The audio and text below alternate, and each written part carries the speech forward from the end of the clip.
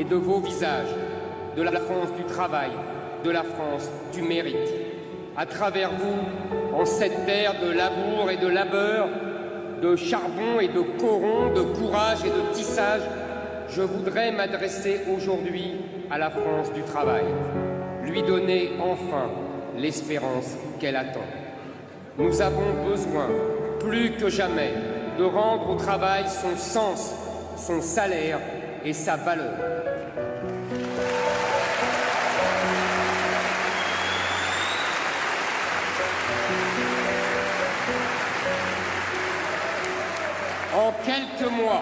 En quelques mois, c'est la 4e fois que je viens chez vous pour vous écouter, vous comprendre et vous présenter ma vision de la France et mes solutions pour les Français face aux épreuves que nous traversons. En octobre dernier, j'étais venu déjà vous parler du travail, de mérite, de fierté et d'industrie. Je veux maintenant vous dire ce que nous allons faire ensemble pour que demain, pour que dans 1 an, pour que dans 5 ans, dans 30 ans, notre pays et nos enfants se portent mieux.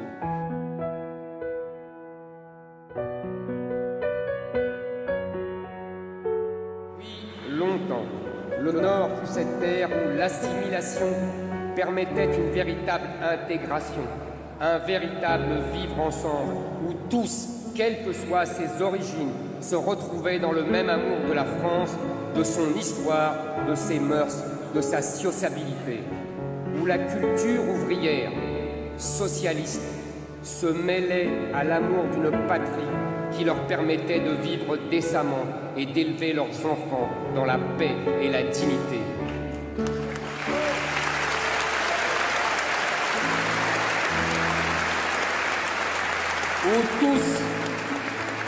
Où tous se retrouvaient dans le même respect du travail, du mérite, de l'effort. Oui, ici dans le Nord, on est les héritiers de ces générations d'ouvriers, durs à la tâche, qui ne ménageaient pas leurs peines et leurs efforts. Oui, ici, on ne recule pas devant les efforts.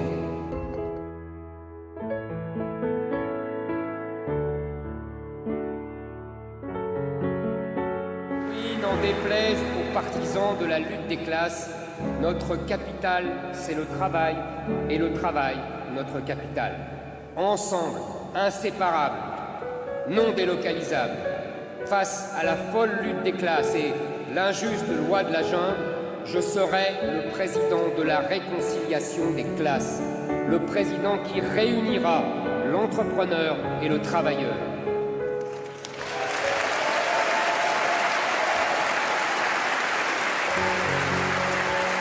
Nous ne sommes pas de ces utopistes qui rêvent de la fin du travail et du revenu universel, ni de ces socialistes qui abandonnent les ouvriers et instaurent les 35 heures qui appauvrissent la France et les Français.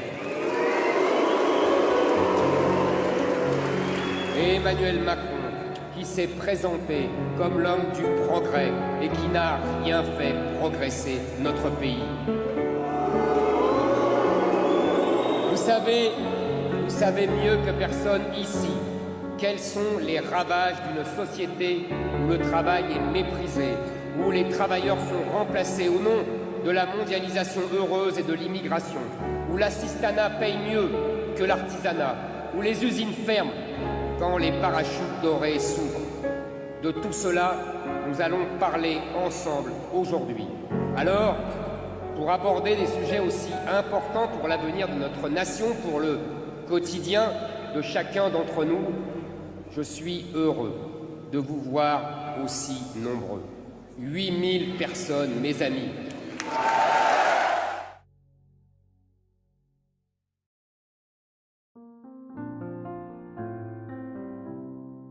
Nous sommes le peuple le plus taxé au monde.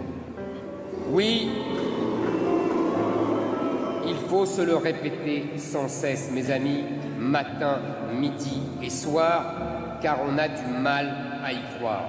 Nous sommes le peuple le plus taxé au monde. Riches, pauvres, appartenant à la classe moyenne. Nous sommes tous les plus taxés au monde. Nous avons les taxes et impôts les plus élevés du monde. Nous travaillons près de la moitié de l'année pour financer un État devenu obèse qui dépense sans compter. C'est normal, ce n'est pas son argent, c'est le vôtre.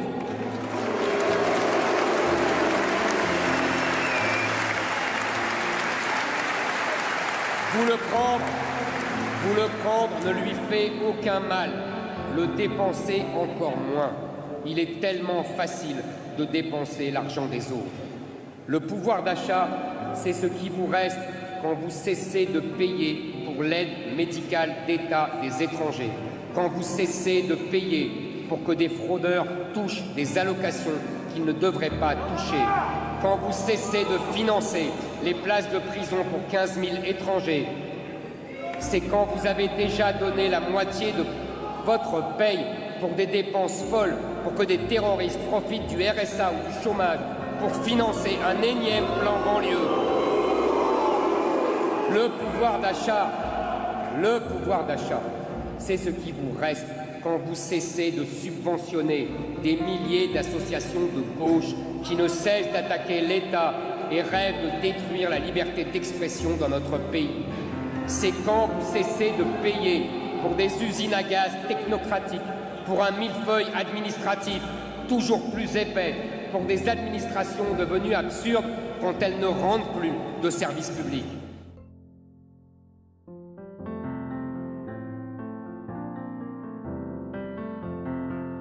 C'est arrêter de dilapider l'argent pris dans vos poches, même quand elles sont vides, pour nourrir le monde entier.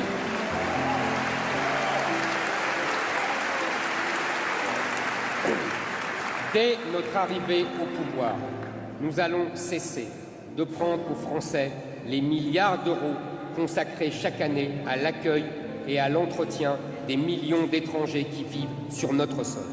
Nous allons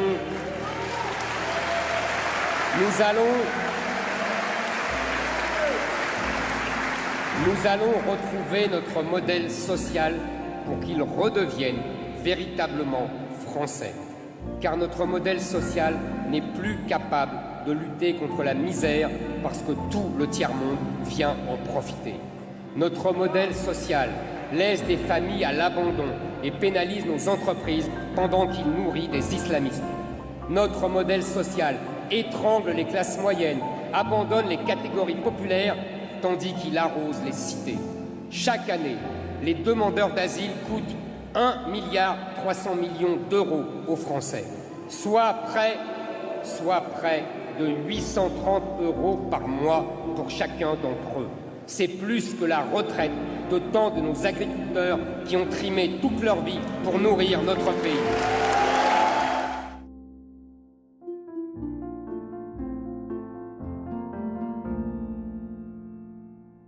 Oui, car nous défendons la justice. Et pour tous les Français, défendre la justice, c'est enfin revaloriser le travail.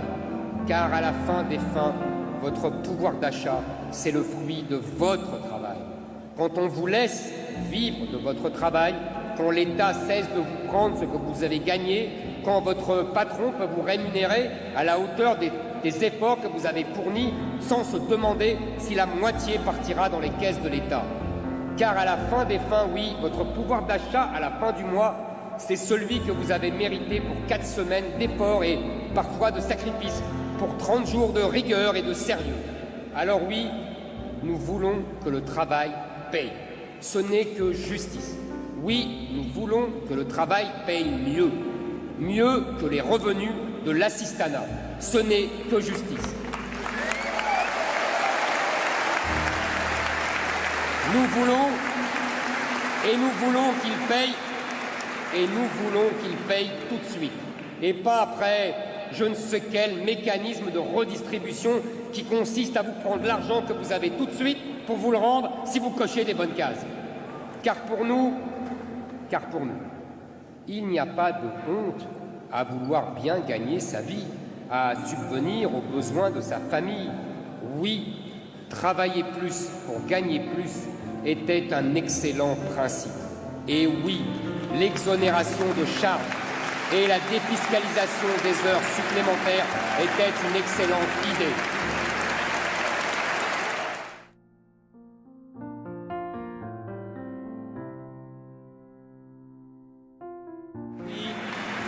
Je l'ai déjà dit et je le répète, les salaires nets sont trop bas pour les salariés et les salaires bruts sont trop élevés pour les chefs d'entreprise.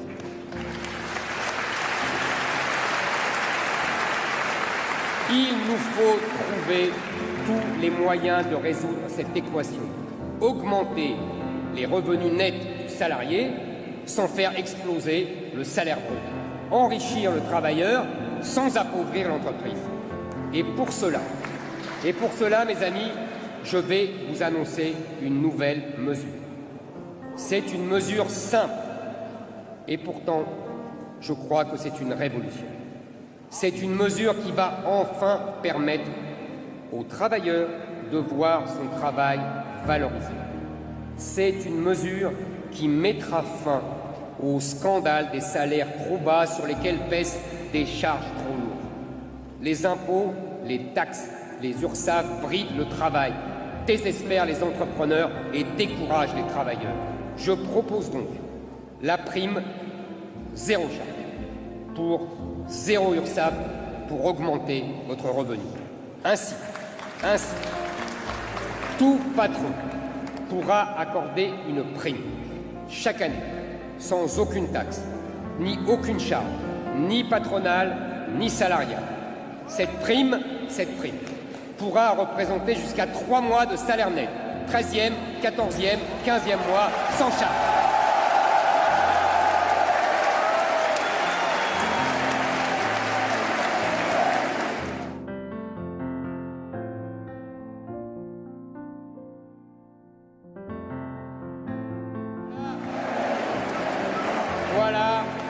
Voilà ce que je vous propose, mes amis.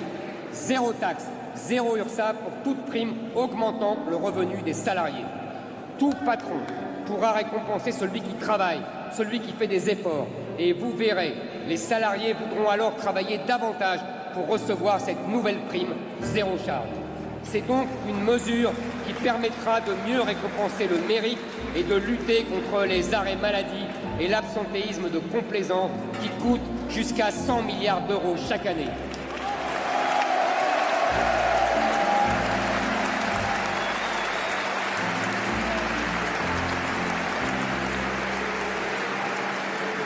Un chef d'entreprise pourra décider de verser à son salarié une prime exonérée de toute charge. 3 000 € de coût pour l'entreprise, 3 000 € dans la poche du salarié. Voilà comment on récompense le travail, le mérite et l'effort.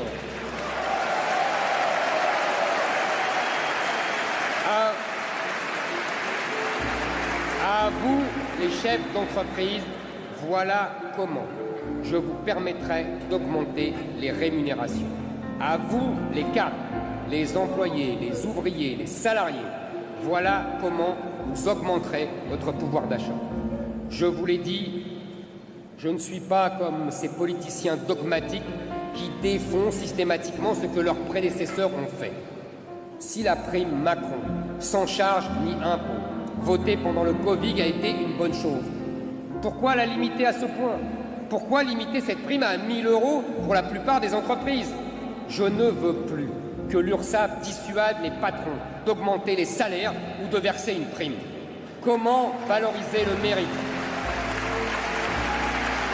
Comment valoriser le mérite si, lorsqu'un patron verse 5 000 € de prime à un salarié qui a trimé toute l'année, il est obligé de payer 4 000 € de charges sociales pour financer un modèle social obèse ouvert au monde entier?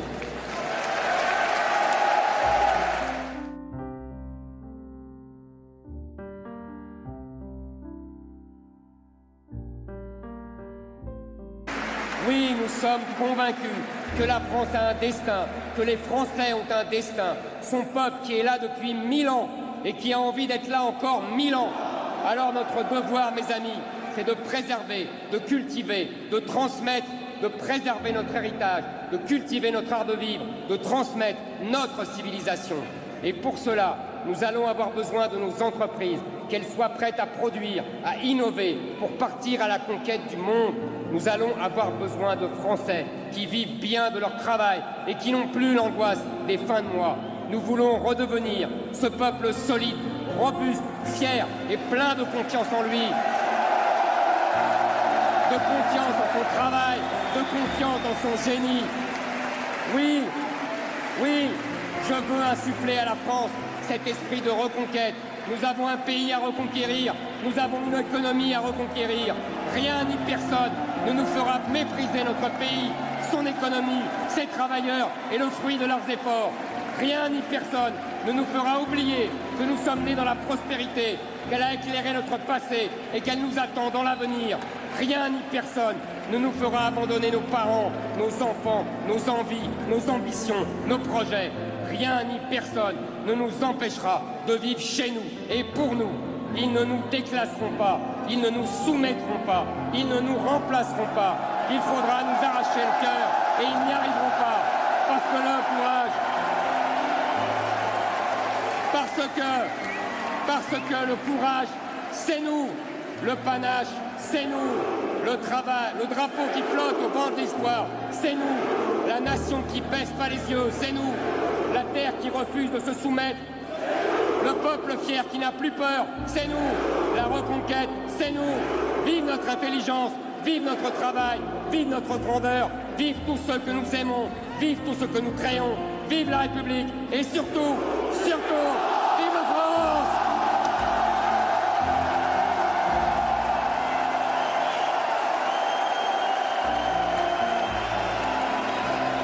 Pour en finir, pensez à vous abonner à notre chaîne et d'allumer la cloche. Vous trouverez des vidéos, des conseils en or à ne pas rater.